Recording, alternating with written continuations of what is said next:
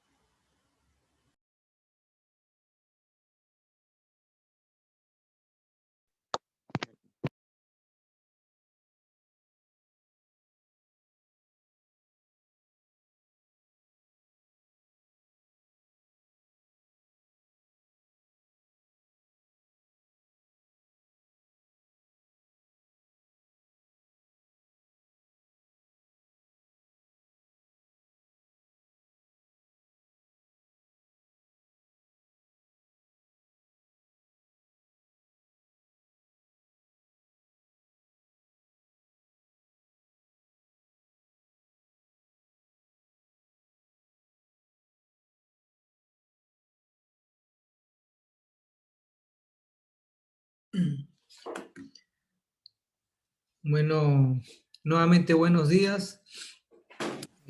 Una vez más agradeciendo a la Escuela ESIEP para continuar esta ponencia. Eh, bueno, ya estamos en la segunda parte del módulo 3 relacionado a procedimiento de selección. La anterior clase ya habíamos revisado las competencias, las responsabilidades que tenían los órganos eh, que se encargaban de conducir los procedimientos de selección, tanto el órgano de contrataciones de la entidad como el comité de selección.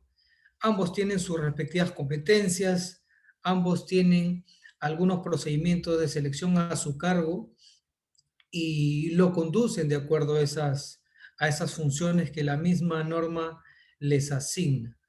Asimismo, también hemos revisado los sistemas de contratación, por relación de ítem, paquete, a suma alzada, precios unitarios, que inclusive las diapositivas la hice llegar por intermedio del representante de la escuela para conocimiento de ustedes y para que lo exploten. Asimismo, agregué pues, las directivas que regulan la formulación del plan anual de contrataciones, en qué caso se modifica, cómo formular un título, un resumen ejecutivo, ahí lo pueden encontrar.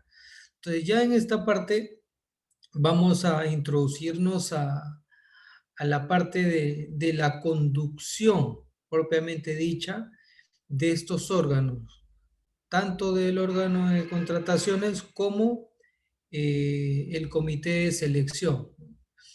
Eh, entonces voy a continuar con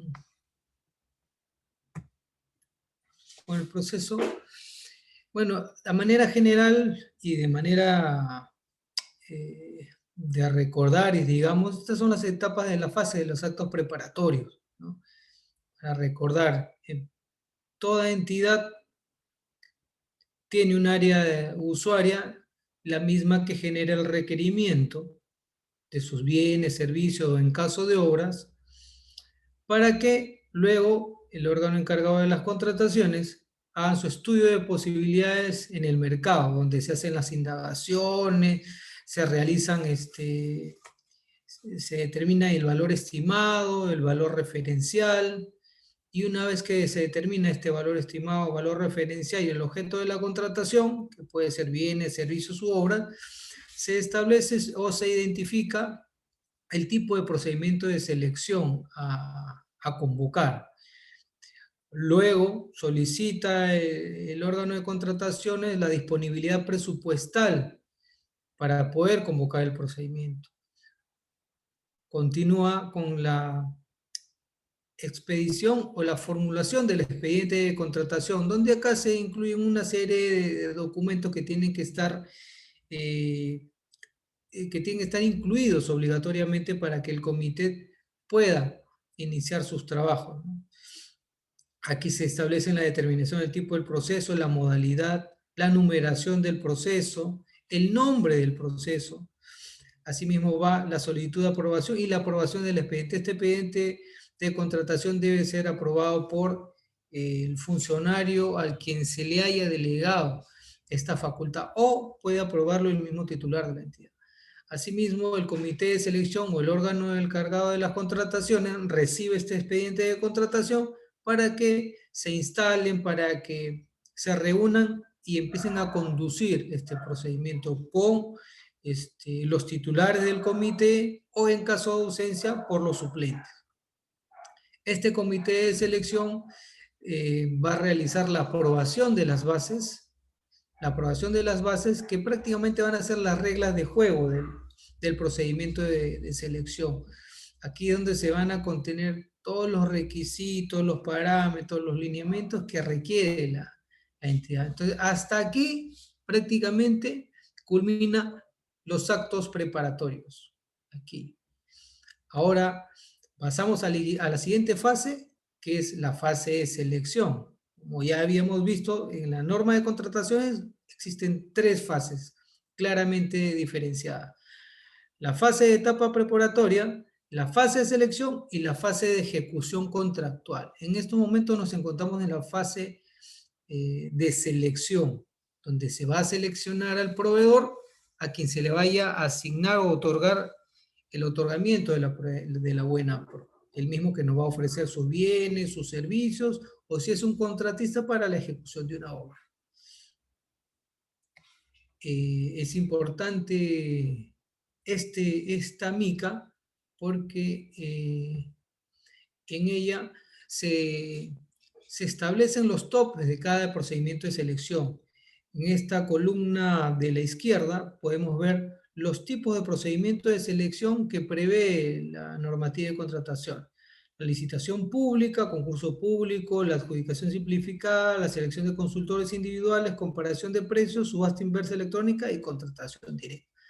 Ya sabemos que cuando hablamos de licitación pública estamos hablando de contratación de bienes u obras. En este caso acá establece el parámetro donde se puede conducir o convocar una licitación pública siempre y cuando el bien o el valor estimado se encuentre dentro de los parámetros desde 400 hasta 400.000 soles. ¿Ya? Igual o mayor a 400.000 soles. Igual o mayor a 400.000 soles en caso de bienes. Y para obras tiene que ser igual o mayor a 1.800.000 soles. Es decir, que luego del estudio de mercado, donde se haya determinado el monto que es igual o mayor a 400.000 soles para caso de bienes, el tipo de procedimiento a aplicar es la licitación pública. Y cuando la obra tenga un monto, un valor referencial igual o mayor a 1.800.000 soles, se realizará una licitación pública. Asimismo, el concurso público está relacionado directamente a los servicios, no contratación de bienes, sino servicios, servicio de seguros, servicio de consultoría, como en este caso.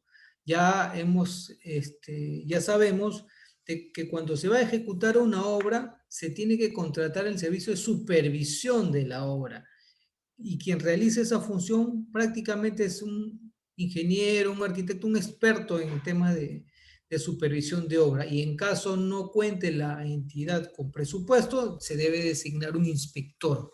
Entonces, para este tipo de casos, el concurso público señala que el valor tiene que ser igual o mayor a 400.000 soles en caso de servicios o consultoría de obra.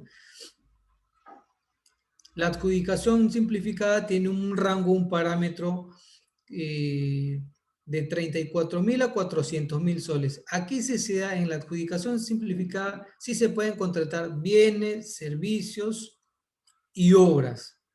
Es decir, los tres rubros.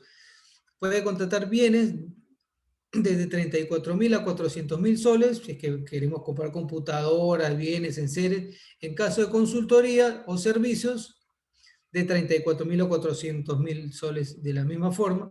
Y para las obras mayores de 34.400 hasta 1.800.000. Es hasta 1.800.000 o menores a 1.800.000, porque a partir de ese monto, a más, el tipo de procedimiento de selección a aplicar es la licitación pública. Entonces, aquí estos tres tipos de selección son los que comúnmente se aplican en las entidades públicas. Son los más frecuentes, los más recurrentes, los más utilizados.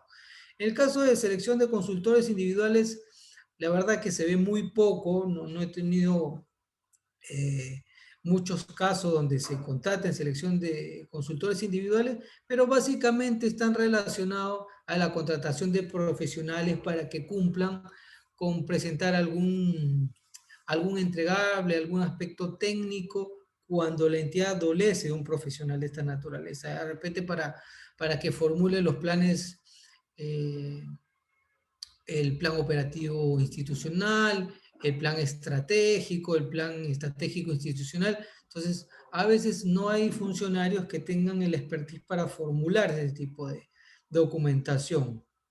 Técnica ciertamente, pero entonces, en esos casos se puede realizar este tipo de selección, de contratación, tipo de procedimiento de selección. Comparación de precios, bueno, que tiene un rango igual para bienes y servicios de 34.000 a 64.500 soles. Esta comparación de precios ya hay unas tablas establecidas que también son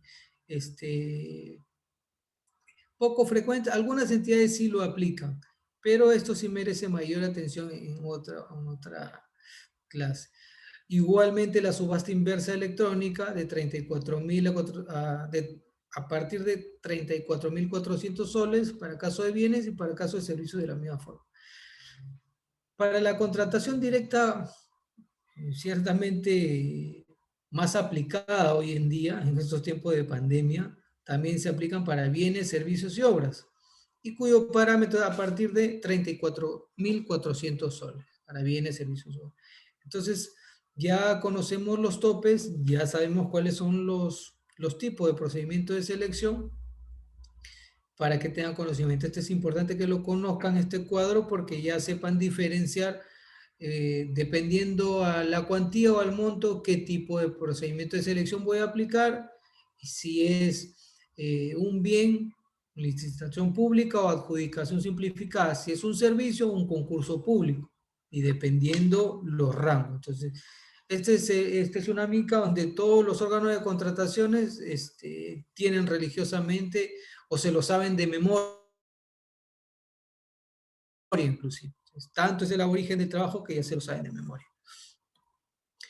Eh, ya sabemos que todo procedimiento de selección tiene que tener un sustento, debe de formularse los documentos de procedimiento de selección, que antes se le denominaban bases, igual se lo siguen llamando. Entonces, es necesario que el órgano encargado de la contratación o el comité de selección, según corresponda, elabore los documentos del procedimiento de selección a su cargo, como los tiene, utilizando obligatoriamente los documentos estándar que aprueba el OCE y la información técnica y económica contenida en el expediente de contratación. Es decir, el OCE ya tiene aprobado unas bases estándar para diferentes tipos de procedimiento de selección, donde son de cumplimiento obligatorio o por el comité de selección o por el órgano encargado de las contrataciones. ¿Dónde encuentran estas bases? Las encuentran en la plataforma del SEACE. De ahí ustedes bajan las bases estandarizadas, aprobadas, para que puedan ser aplicadas en los tipos de procedimientos de selección que vayan a convocar. Asimismo, las bases son visadas todas sus páginas por el comité y son aprobadas por el funcionario responsable a quien se le haya delegado esta facultad, o de lo contrario por el titular de la entidad. El contenido mínimo de las bases, de acuerdo a una licitación pública o una adjudicación simplificada, que son las más recurrentes, y en caso de la licitación pública es la más completa, donde se llevan todos los pasos del procedimiento de selección, es por eso que cito. ¿Qué es lo que contiene o que debe contener las bases mínimamente? La denominación del objeto de la contratación. ¿Qué es lo que vamos a contratar? Un bien, un servicio, ejecutar una obra. Asimismo, las especificaciones técnicas para el caso de bienes, los términos de referencia para el caso de servicios. O sea, cuando hablamos de bienes, tenemos que hablar de especificaciones técnicas. Cuando hablamos de contratación de servicios, de seguro, de mantenimiento de software, etcétera, tenemos que hablar de términos de referencia. Cuando hablamos de la contratación de una determinada tipo que haya sido aprobado, tenemos la ficha de homologación, que está debidamente aprobada por el titular de la entidad. Cuando vayamos a ejecutar una obra, se tiene que contar con el expediente técnico de obra viable. Asimismo, se tiene que establecer, indicar el valor referencial o el valor estimado según corresponde. La moneda en que se expresa la oferta económica, porque en muchos casos pueden convocarse o conducirse procedimientos de selección en moneda extranjera. Entonces es importante señalar el sistema de contratación, la modalidad de ejecución contractual, es decir, si es a suma alzada, si es por precios unitarios, si es por paquetes, por relación de ítems, este tipo de sistemas y modalidades son las que tienen que estar incluidas. Las fórmulas de reajuste cuando correspondan, cuando se prevé de que puede existir una modificación, alzas o situaciones de fuerza mayor durante el procedimiento de selección o en la ejecución contractual misma, estas fórmulas de reajuste, donde ambas partes ya tengan previsto, cuando se presenten estas situaciones, y hayan plasmado en las bases algún modelo o sistema de reajuste.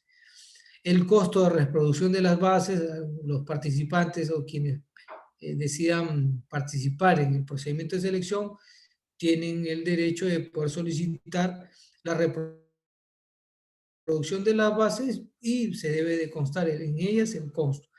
Los requisitos de calificación, los factores de evaluación que van a realizar el comité de selección o el OS, las garantías que se van a aplicar en este tipo de procedimientos. Entonces, toda esta relación son el contenido mínimo que debe de tener las bases. Básicamente, o principalmente cuando estamos hablando de una licitación pública. ¿Cuáles son las etapas del procedimiento de selección? Y cito la licitación pública porque es la más completa, porque es el tipo de procedimiento de selección donde se cumplen todos los pasos previstos para conducir y llevar a cabo un procedimiento de selección. Porque, por decir, en una contratación directa se omiten muchos actos, muchos procedimientos. Entonces, la más completa de todos los tipos de procedimientos de selección previstos en la norma, donde se cumplen todos los parámetros, es en la licitación pública. Por eso que cito la licitación pública. Y son estos fases, estos pasos? Primero, la convocatoria. La convocatoria que realiza el OSE es un cronograma de actividades donde se establecen las fechas de cuándo se inicia la convocatoria, el registro de participantes y los plazos y hasta inclusive el día en que se va a adjudicar la buena o los días probables. Se tiene también el registro de participantes, la formulación de consultas y absoluciones, y observación e integración de bases, la presentación de ofertas, la evaluación de ofertas, la calificación de las ofertas y el otorgamiento de la buena. Estos son las etapas del procedimiento de selección que sí o sí se cumplen, sí o sí se cumplen, y quienes conducen todos estos pasos importantes y sustanciales es el órgano de contrataciones o el comité de selección. Bueno, ya hablando de la convocatoria, que es el primer paso, acá esta convocatoria se realiza a través de la publicación en el SEACE, donde se incluye la siguiente información: la identificación, domicilio y RUC de la entidad que convoca, importante porque tenemos que saber dónde vamos a presentar los documentos, dónde vamos a solicitar copias de reproducción del expediente, de las bases o alguna otra coordinación. La identificación del procedimiento de selección, qué tipo, licitación pública, concurso público, selección individual de consultores, etc. La descripción básica del objeto del procedimiento, es decir, qué es lo que se va a contratar. Prácticamente es la definición. Asimismo, se establecen, como indiqué, los plazos en los procedimientos de selección, desde su convocatoria hasta el perfeccionamiento del contrato. Se computan en días hábiles, es decir, que sábados, domingos y feriados no son computables en este plazo, solamente los días laborables, los días hábiles. El registro de participantes. Todo proveedor que desee participar en un procedimiento de selección se registra como participante, debiendo de contar con ello con la inscripción vigente del Registro Nacional de Proveedores, conforme al objeto de la contratación. Es decir, este es un requisito sine qua non donde los participantes deben de contar con esta constancia, con este documento que les permita, que los habilite participar de este procedimiento de selección, porque de lo contrario, su participación, su oferta puede ser rechazada, o al momento de calificársele, se le puede rechazar por no contar con esta requisito. Asimismo, el registro de participantes es gratuito, electrónico, y se realiza a través del sistema electrónico de contrataciones del Estado, que es el que conocemos como el SEACE. Consultas y observaciones de integración de las bases. Este es otro paso importante. Y aquí es donde se dan todas las consultas cuando se trata de aclarar algún aspecto de la contratación en cualquier extremo de la base. Por ejemplo, si hay algún vacío, si hay alguna duda, a través de las consultas, de acuerdo al plazo que establece la norma, los participantes formulan esta consulta. Por ejemplo, las dimensiones del escritorio que se requiere para su contratación, digamos, el color o alguna especificación técnica, el diámetro, hablando de bienes. Y en el caso de las observaciones, y la entidad tiene el plazo de responder la absolución a estas consultas. La entidad tiene que responder estas consultas. Y cuando se habla de observaciones, ya las observaciones van a cuestionar de manera fundamentada un aspecto que puede contravenir con la normativa de contrataciones o con cualquier otra normativa de carácter técnico. En caso de ejecución de obras, la normativa que regula las edificaciones y construcciones, o cuando se va a realizar una implementación en una unidad hospitalaria, la normativa que regula la implementación de estas unidades que requieren ciertos requisitos y parámetros. Entonces, cuando hablamos de una duda en cuanto a algún aspecto de las bases, los participantes presentan consultas. Cuando el participante observa en las bases que hay una inobservancia a la ley de contrataciones o a la norma técnica, presenta observaciones. En ambos casos, el comité o el órgano encargado de las contrataciones tiene los plazos fijados en la normativa para poder absolver las consultas y observaciones, también de manera fundamentada.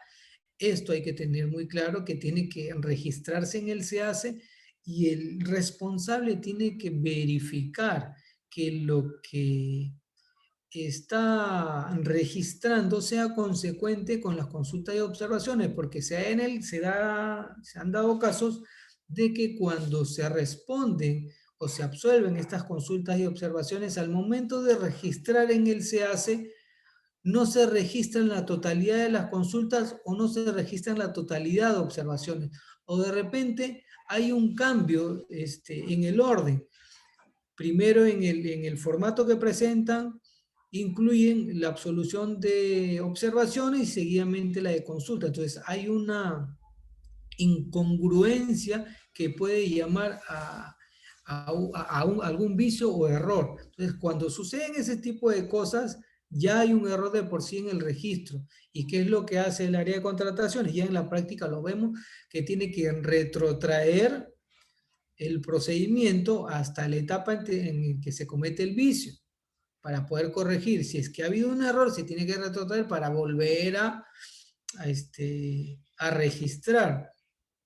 Entonces, una vez que se presentan estas consultas de observaciones, el plazo para ser absuelto es, perdón, para presentar estas consultas de observaciones se presentan en el plazo no menor de 10 días hábiles contados desde el día siguiente de la convocatoria. Es decir, que a partir del día siguiente de la convocatoria, los participantes tienen 10 días para presentar las consultas y observaciones respecto a las bases. Entonces, una vez que se absuelven estas consultas y observaciones, quedan integradas las bases, es decir, que las bases ya quedan inmodificables, las bases ya quedan corregidas. Por eso es que si es que se toman las consultas, se hacen las aclaraciones. Si es que se aceptan las observaciones y hay algunas correcciones, todas estas modificaciones que signifiquen van a ser integradas en la base, es decir, van a quedar tal y como se absolvieron o se aprobaron. Entonces, una vez que se integran las bases, ya estas bases son inmodificables y son los documentos de procedimiento de selección que van a servir al comité o al órgano encargado de las contrataciones para conducir el procedimiento de selección. Ahora, en caso de que las consultas o absoluciones eh, eh, respondidas por el comité o el órgano encargado de las contrataciones no son de satisfacción del participante, el participante tiene el derecho de elevar sus consultas y observaciones al OCE para que éste, dentro del plazo previsto, emita un pronunciamiento al respecto. O le da la razón a la entidad o le da la razón al participante. Entonces, el plazo que tiene el OCE es de 12 días hábiles, en donde hace una evaluación de estas consultas y observaciones y según los lineamientos que conoce, realizan de oficio la integración de la corrección y la integración de las bases. Para que, una vez que quede finiquitado, el comité o el órgano encargado de las contrataciones continúe el procedimiento de selección. Asimismo, este comité tiene que realizar la calificación y para ello hay unos requisitos que se tienen que observar. Uno de los 4 requisitos es la capacidad legal, es decir, que el participante tiene que contar con la representación legal de la empresa, del contratista, presentar su vigencia de poder emitida por los registros públicos. Asimismo, la capacidad técnica y profesional básicamente está relacionada cuando se trata de equipamiento estratégico, infraestructura estratégica, así como la experiencia del personal clave. Es decir, tiene que contar su personal con una experiencia y un perfil para el objeto de la contratación, para que pueda desarrollar. Asimismo, otro requisito es la experiencia del postor en la especialidad. El comité puede verificar cuál es la experiencia que tiene este postor, cuántos contratos ha ganado sin cuestionamientos, qué tanta experiencia tiene este postor o este participante en este objeto de la contratación. O sea, ¿para qué? Para poder tener la confianza de que podemos seleccionar otorgar una buena pro a un participante que conoce el rubro, que realiza sus actividades en este giro y consecuentemente hay mayor fiabilidad. Asimismo, determinar la solvencia económica. Esto normalmente aplicado en las licitaciones públicas o cuando se trata de ejecución de obras. ¿Por qué? Porque si bien es cierto, la normativa de contrataciones eh, establece algunas facilidades que se le brindan a un contratista, como por ejemplo el pago adelantado o el adelanto de materiales. Prácticamente este tipo de formas son inyecciones de recursos o de capital al contratista, en algunos casos, para que puedan impulsar su obra, porque muchas veces quienes se presentan no tienen la solvencia económica suficiente y aprovechan estas bondades que ofrece la normativa de contrataciones para solicitar el pago de adelantado, que es hasta un porcentaje, y el adelanto de materiales. Entonces, ellos requieren este impulso porque no tienen la solvencia necesaria. Entonces, para evitar eso, sí o sí tiene que haber una buena verificación, una calificación, qué tan solvente es la empresa, si puede responder con su solvencia para ejecutar una obra cualquiera que sea, y no vernos en estas situaciones de controversia donde por falta de presupuesto se paralice la obra, no se cumplan con los plazos y consecuentemente la entidad no logre alcanzar la meta propuesta en el año fiscal previsto. Asimismo, se expresan o se deben de evaluar factores pues, propiamente dicho, factores de evaluación. En caso de bienes y servicios en general, el precio es un factor de evaluación y adicionalmente pueden establecerse otros, pero sin embargo, y incido en esto, que no necesariamente el precio más barato o el contratista o el participante que ofrece sus productos con el precio más barato es el que el órgano encargado de las contrataciones, el comité de selección, debe de otorgarle la buena pro, porque la entidad no necesita lo más barato. Lo que necesita la entidad es productos, bienes o servicios de calidad y a buen precio. Entonces, no es que porque el precio de determinado proveedor es el más bajo, yo le voy a adjudicar la buena pro, o ya al menos estoy orientándolo.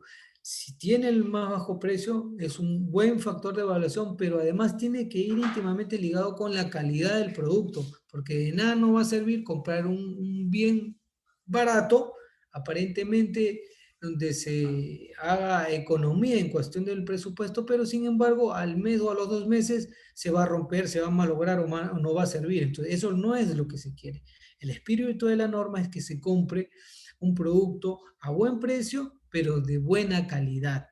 Entonces, esto es importante señalar porque nosotros tenemos que buscar eso, aspirar a un buen producto de buena calidad y si de repente cuesta un poquito más o está dentro del parámetro, ese es el producto que necesita mi entidad para cumplir con sus funciones, para brindar el servicio, etc. Lo vemos en cualquier rubro, en las medicinas, que son tan importantes. Yo he trabajado hace algunos años en una institución donde solamente se dedicaba a comprar medicinas.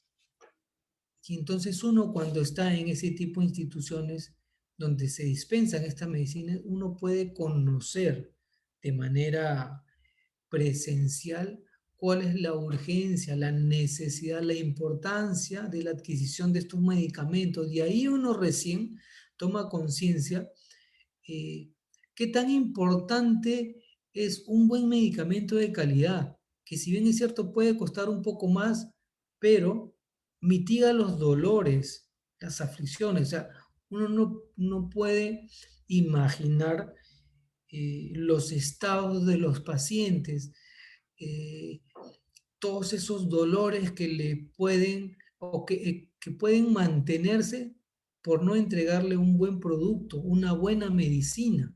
Entonces, muchas veces por comprar en gran cantidad y barato, no son los medicamentos que le van a servir a esa persona, a ese enfermo.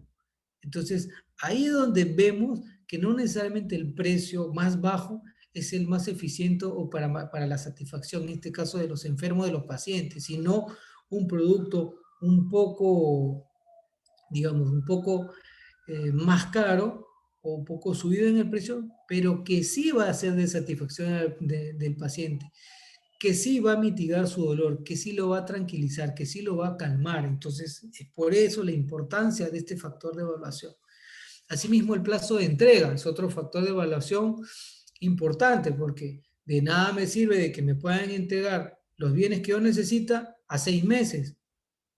Yo lo necesito rápidamente. Entonces, el factor de evaluación me dice que me lo entregue en 15 días, otro me lo entrega en 7 días, u otro me lo entrega a los 3 días de la firma de los contratos. Entonces, yo lo quiero rápidamente y es un factor de evaluación importante que tiene que merituar el órgano encargado de las contrataciones o el comité de selección para poder tener este criterio. Asimismo, la garantía comercial y o de fábrica.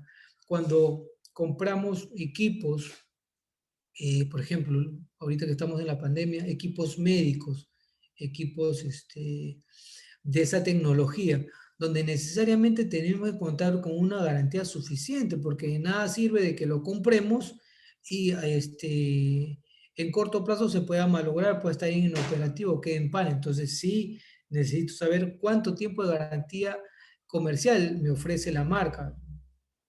1 año, 2 años, además de los 2 años, asistencia técnica, capacitación a mi personal para operar y mantener el equipo. Todas esas consideraciones tienen que establecerse como factor de evaluación. Y otros factores que las bases prevean dependiendo del tipo de contratación. O sea, hay un sinfín de contrataciones, seguros, saneamiento de bienes, contratación de medicamentos, equipos, compra de equipos médicos, etcétera, ejecución de obras, un sinfín. Entonces, mucho tiene que ver, por eso repito, las bases, porque ahí es donde prácticamente el comité va a recurrir para poder conducir el procedimiento de selección. Eh, eh, luego de luego de estos pasos, eh, como se dice, la cereza del postre es el otorgamiento de la buena pro. El otorgamiento de la buena pro, donde el comité ya, luego de haber realizado la calificación, la evaluación de los factores, la calificación de sus ofertas técnicas, económicas, el precio, todo, se va a seleccionar y se va a adjudicar la buena pro a alguno de estos postores. Entonces, una vez otorgada la buena pro del comité o el OS, según corresponda, está en la obligación de permitir el acceso de los participantes y postores al expediente de contratación, salvo información calificada como secreta o confidencial. Esto también se presenta inclusive a controversias, porque recién otorgada la buena pro puede permitir el acceso a los participantes, antes no. Entonces, siempre el participante que no logró que se le adjudique la buena pro, o simplemente no fue ganador, está cuestionando, siempre buscaría la entidad, a veces hasta presentan anónimos y tratan como sea al día siguiente de obtener el acceso al expediente. Entonces, como estamos en una entidad pública, lamentablemente esas gestiones no son rápidas, hay un procedimiento, hay una mesa de partes, hay unos plazos para responder, entonces, pero sin embargo se prestan a, a cuestionar, inclusive a denunciar que hay orientación en la contratación o que se ha preferido a tal o cual contratista por X motivo. Entonces, hay que tener también cuidado, ¿no? Se deben de tener clara los pasos, si es que se puede, poder regular a través de una directiva esta particularidad, sería recomendable para que no tengan ningún tipo de inconveniente. El otorgamiento de la buena pro se publica a través del SEAS el mismo día de su realización bajo responsabilidad del comité o el OS, debiendo incluir el acta y el cuadro corporativo, es decir, los documentos mediante el cual se consta o acreditan el por qué se le adjudicó la buena prueba. Ahí en este cuadro comparativo se va a establecer quién ocupó el primer, segundo lugar, cuál es el porcentaje que le dieron según los factores de evaluación y por qué se le adjudicó la buena prueba a este postor. Entonces prácticamente es la ruta, el documento que consta, cuál ha sido la evaluación y el motivo que ha tenido el comité de selección o el OS para otorgar la buena prueba al contratista o al proveedor, o al postor en todo caso. Este es otro aspecto importante. Una vez que se adjudica la buena pro, se otorga la buena pro, tiene que transcurrir un plazo para que se consienta la buena pro. Este consentimiento de la buena pro tiene un efecto eminentemente de celeridad legal, técnico, porque si un otorgamiento de la buena pro es apelado por alguno de los participantes que tenga interés y que tenga el derecho inclusive de apelarlo, entonces ya entraríamos en la dilación en el tiempo donde tiene que haber un pronunciamiento de la entidad para poder determinar o declararle procedente o no su apelación. Entonces ya se dilata el tiempo. Entonces ya no se pueden llegar a los plazos como se había previsto la entidad. Entonces, cuando se hayan presentado 2 o más ofertas, el consentimiento se produce a los 8 días hábiles de la notificación. Es decir, una vez que se notifique la adjudicación o el otorgamiento de la buena prueba en el SEACE, tiene que transcurrir 8 días sin que alguno de los postores haya presentado algún recurso de apelación para que quede consentida. Si dentro de los 8 días no hay recurso, entonces la buena pro quedó consentida. Y una vez que quede consentida, se remiten todos los documentos al órgano encargado de las contrataciones para que realice todos los actos administrativos para formalizar el contrato. Para el caso de la adjudicación simplificada, la selección de consultores individuales y comparación de precios, el plazo es de 5 días para que se pueda consentir la buena prueba. O sea, hay diferencias en cada tipo de procedimientos, pero básicamente el margen es de 8 días a 5 días, donde se tiene que esperar para que ningún participante o postor impugne la buena pro y por lo tanto se lleve a cabo dentro de los cauces normales. En caso que se haya presentado una sola oferta, el consentimiento de la buena pro se produce el mismo día de la notificación desde su otorgamiento. Es decir, si es que solamente quedó una sola propuesta o oferta válida y ha cumplido con los requisitos y el comité, luego de la verificación, prevé y determina que se le adjudique la buena prueba, en el mismo día de la notificación de su otorgamiento ha quedado consentido. Asimismo, queda consentida la buena pro. Una vez consentida la buena pro, el comité o el órgano encargado remite el expediente al órgano encargado de las contrataciones para la formalización del contrato. Es decir, ahí ya el órgano encargado de las contrataciones va a comunicar al contratista dentro del plazo para que presente los documentos necesarios para firmar el contrato. Ahí ya tiene que presentar la garantía, tiene que presentar todos los documentos, su RUC, todos los documentos necesarios para formalizar el contrato dentro del plazo, para que una vez que se firme el contrato ya entremos en la siguiente etapa. La siguiente etapa es la de ejecución contractual. Normalmente es donde vienen las controversias. En esta etapa donde se tienen que entregar los productos, se tiene que dar la conformidad, donde se tiene que recibir la obra. En esta etapa ya un poco especial, es donde se generan las controversias, ¿no?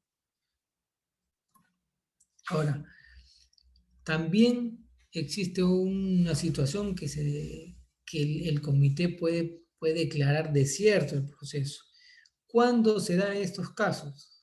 Lo que señala la norma. Queda desierto un procedimiento de selección cuando no se recibieron ofertas o cuando no existe ninguna oferta válida, salvo en el caso de la subasta inversa electrónica, en que se declara desierto cuando no se cuenta con dos ofertas válidas. Es decir, para que se tenga una oferta válida, se tiene que cumplir, el postor tiene que cumplir con los requisitos que establece el procedimiento de selección, es decir, lo que contienen las bases, tiene que verificar si es que cumple o no con los requisitos, si es que, digamos, en la oferta se ha previsto todos los requerimientos o necesidades que ha presentado o que requiere la entidad. En caso exista, digamos, que de 5 requerimientos, en caso de medicina, digamos, por relación de ítems, solamente ha presentado 3, entonces se necesita que presenten los 2 entregables más, o que o que declare o que presente eh, estos 2 faltantes. Para eso la entidad le otorga un plazo para que pueda subsanar, de tal manera que su oferta quede válida. En caso no cumpla con los requisitos, entonces definitivamente la oferta no queda válida y por tanto se procede a declarar desierto el proceso. Asimismo, se declara desierto el procedimiento. Cuando se declare desierto el procedimiento, la siguiente convocatoria se efectúa siguiendo el mismo procedimiento de selección. Siguiendo el mismo procedimiento de selección. Si la convocatoria fue por licitación pública, nuevamente por licitación pública. Si es por adjudicación simplificada, nuevamente por adjudicación simplificada. En el caso de licitación pública o concurso público, la siguiente convocatoria se efectúa siguiendo el procedimiento de adjudicación simplificada. Aquí sí hay una corrección. En el caso de licitación pública o concurso público, la siguiente convocatoria se efectúa siguiendo el procedimiento de adjudicación simplificada. Si una subasta inversa electrónica es declarada desierta por segunda vez, la siguiente convocatoria se realiza bajo el mismo procedimiento, salvo que la entidad, como resultado del análisis efectuado en el informe declaratorio de desierto, determine su convocatoria a través de una adjudicación simplificada. La norma establece también que cuando el comité o el órgano encargado de las contrataciones declare desierto el procedimiento de selección, tiene que realizar un informe en el que conste cuáles son los motivos que ha conllevado a que se declare desierto, para que el área responsable pueda hacer el deslinde de responsabilidades si es que corresponde. Entonces, ¿por qué esta declaración de desierto afecta a los intereses de la entidad? Porque la entidad ya tiene un cronograma dentro de su plan anual de contratación y dentro de sus plazos previstos de cuándo se va a contar con el bien, con el servicio, con la obra. Y cuando se presentan estas situaciones de desierto, simplemente es porque ha habido un error, porque no ha habido unos buenos términos de referencia, una buena o cualquier error que haya podido cometerse, que ha significado que no hayan eh, ofertas válidas, ¿no? O cualquier vicisitud. Entonces, a veces, normalmente, cuando hay desierto es porque hay un error en cuanto a la formulación de la documentación. Entonces, por eso se busca identificar cuál es ese error para corregirlo y que no suceda. Porque, como repito, en los plazos previstos la entidad no llega a recepcionar los bienes, los artículos que necesita. Consecuentemente, entorpece su funcionamiento, que a la final es quienes son los paganos, son los ciudadanos, son los que terminan recibiendo el servicio, o defectuoso, o no lo terminan por recibir. Ya culminando este aspecto o este tema, vemos la culminación del procedimiento de selección. Los procedimientos de selección culminan cuando se produce alguno de los siguientes eventos. Se perfecciona el contrato, es decir, se firma, sin ningún problema dentro de los cauces, cuando no ha habido una apelación o cuando ha habido, se ha resuelto y al final se ha firmado el contrato. Se cancela el procedimiento. Se cancela el procedimiento por algunas razones de fuerza mayor o caso fortuito, donde puede, eh, digamos, haber disminuido el procedimiento asignado a la entidad. Entonces, por falta de presupuesto, se puede cancelar el procedimiento. O de repente por un cambio de meta. No llega una gestión como ahora. Llega un ministerio, llega otro ministro, hay un cambio en las metas de la entidad. Entonces, por un tema de ya responsabilidad de la entidad, puede dejarse sin efecto el otorgamiento de una buena pro, por causa imputable en este caso a la entidad. Ya con todos con estos pasos que hemos advertido, hemos analizado, prácticamente culmina esta segunda etapa de la normativa de contrataciones referidos a la selección, a, a la fase de selección, ¿no? Nuevamente, ya ha habido en esta etapa, tiene que haber unas bases aprobadas, tiene que haber una convocatoria, el registro de participantes, la absolución de consultas y observaciones, la integración de las bases. Una vez que las bases están integradas, sigue el procedimiento de selección, vienen ya los aspectos de calificación, de evaluación de la propuesta técnica económica, y una vez evaluada la propuesta técnica económica, según el precio, el factor de evaluación, que lo entreguen más rápido, con una buena garantía comercial y de buena calidad, se otorga la buena pro, la misma que es registrada en el SEACE, para conocimiento y notificación de todos los postores, y una vez que se adjudica o otorga la buena pro, se remite el expediente de contratación al área de contrataciones para que a su vez realice todas las acciones administrativas que finalicen en la formalización del contrato. De esta manera culmina esta fase del procedimiento de selección. De esta manera se cierra esta fase y continuamos en la siguiente etapa, que es la ejecución contractual. Entonces, hasta aquí es la clase de hoy, donde ya hemos visto todas las fases que se realizan o se llevan a cabo durante un procedimiento de selección, que lo puede llevar el OEC como el comité de selección, dependiendo los tipos que a cada uno le compete. Entonces, luego de ello, ya queda listo el procedimiento de selección para la firma del contrato. La firma del contrato prácticamente es el último acto en donde se culmina esta fase del procedimiento de selección. Con el otorgamiento de la buena pro, se selecciona el postor, al ganador de la buena pro y quien nos va a proveer de bienes, servicios, obras, artículos, enseres, material de escritorio, etcétera, el funcionamiento de la entidad. Hasta aquí prácticamente sería la última fase, y hasta aquí sería nuestra charla. Ya hemos avanzado todos estos aspectos, espero yo, de manera puntual en algunos aspectos, habiendo enfatizado en otros, como son las contrataciones directas. Tengan mucho celo cuando estén realizando contrataciones directas. El próximo año no se imaginan la cantidad de auditorías y órganos de control que van a estar encima de las entidades para supervisar la conducción o cómo se ha llevado la contratación directa. Ya tenemos conocimiento de que el próximo año prácticamente va a ser un año muy acelerado para los órganos de control en cuanto a la supervisión de las contrataciones directas. Tengan mucho celo en eso, formulen adecuadamente y correctamente los informes técnicos, traten de cumplir o desarrollar todos los requisitos que prevé la norma para poder declarar viable o para poder convocar una contratación directa.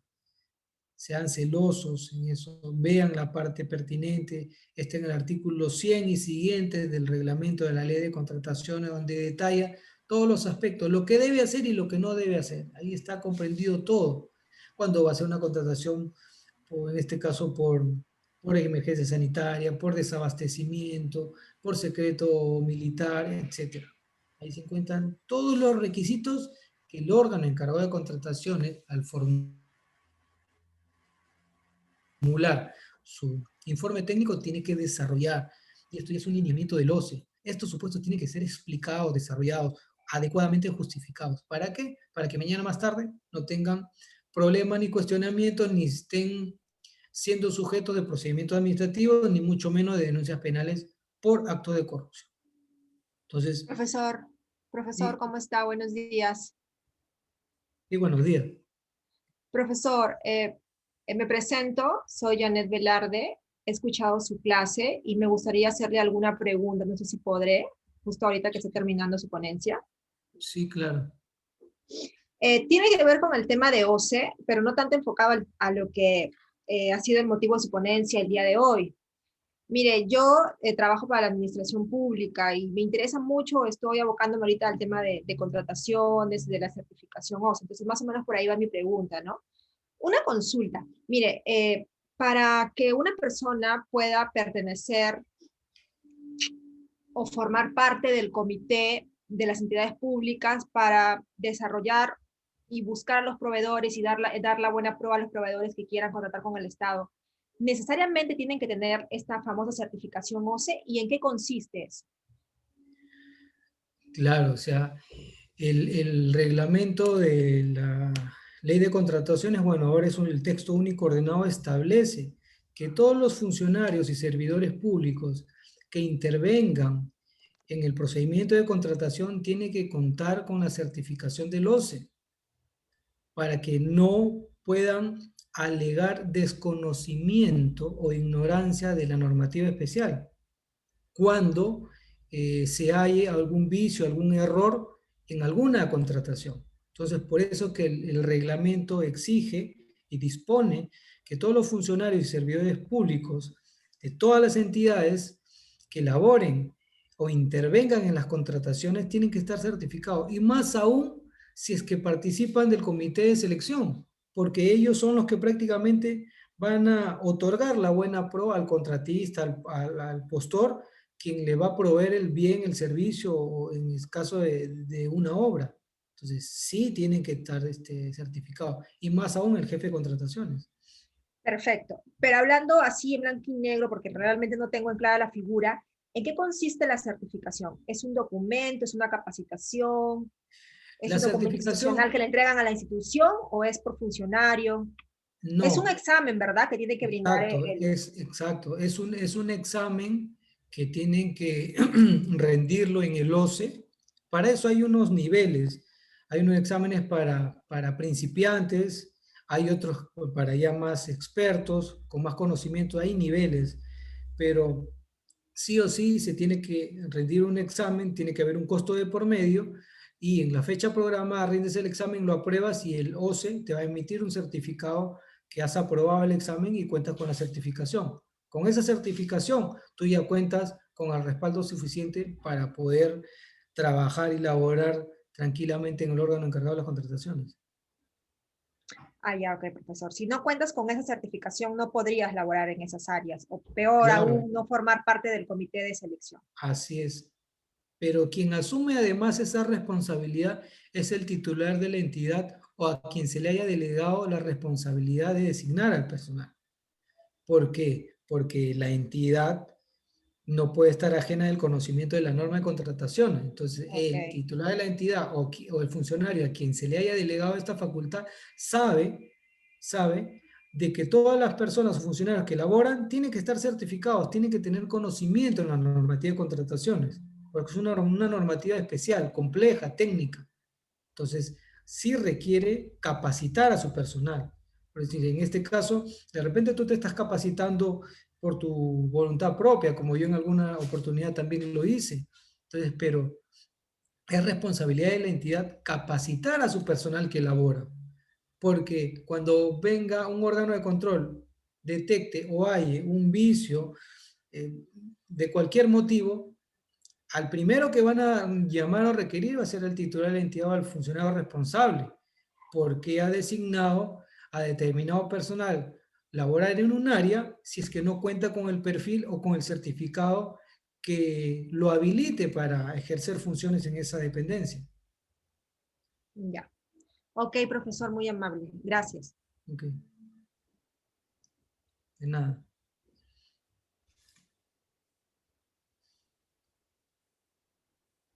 Bueno, no sé si habrá otra consulta o duda al respecto. Ojalá que haya quedado claro, que haya sido entendible. Trato de citar algunos ejemplos para que se pueda aprender de una manera más didáctica, ¿no? O sea, en esta materia se aprende más de las situaciones que se presentan, de las controversias, porque son en las controversias donde uno recién puede identificar qué es lo que no se debió hacer o qué es lo que se debió hacer. Entonces, esas experiencias son como lecciones que uno va aprendiendo y va perfeccionando a medida que pasa el tiempo. Pero este conocimiento es importante volcarlo para que obviamente ustedes también lo sepan y no se encuentren en algún momento en algún cuestionamiento, algún problema o puedan generar alguna controversia que afecte a la entidad. Entonces, por mi parte, muchas gracias por su atención y bueno, que tengan un buen fin de semana y hasta la próxima que ya empezamos con la eh, etapa de ejecución contractual, la última fase.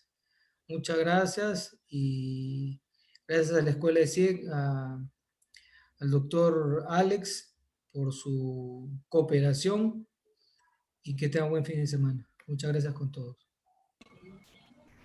Hasta luego, doctor. Buen día. Gracias.